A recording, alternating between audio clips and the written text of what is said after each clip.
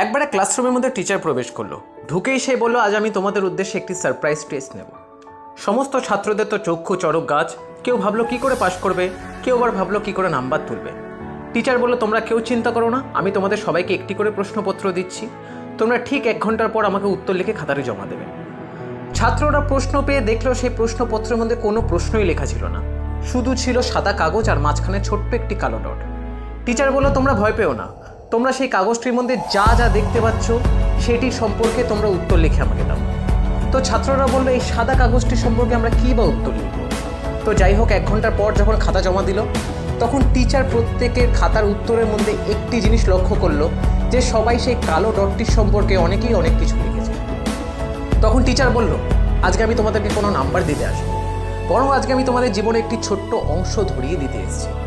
তোমরা প্রত্যেকেই দেখছি এই ছোট কালো ডটটি সম্পর্কে অনেকেই অনেক কিছু লিখেছ, কিন্তু একবারও কি তোমাদের চোখ পড়লো না বাকি পুরো সাদা অংশটার দিকে? বন্ধুরা, আমাদের জীবনে ঠিক এটাই হয়। এত সুন্দর মনোরম জীবনের মধ্যে সামান্য একটু সমস্যার কালো ডট এসে গেলে সেটার মধ্যে আমরা এতটাই ডুবে যাই যে জীবনের বাকি সুন্দর উজ্জ্বল মুহূর্তগুলো আমরা ভুলে যেতে থাকি।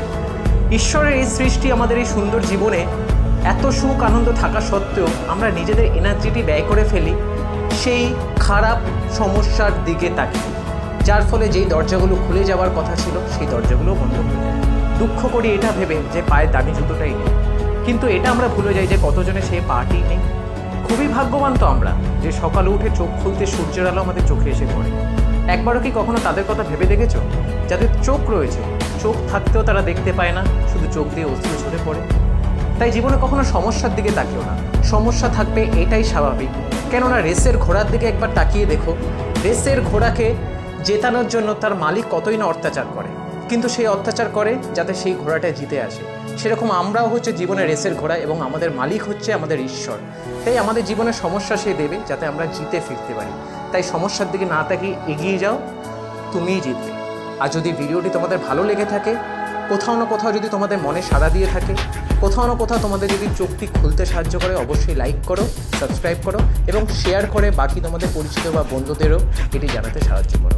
আমি আবার নতুন ভিডিও নিয়ে এই চ্যানেলে ফিরে আসবো। ততক্ষণ অবধি তোমরা সাথে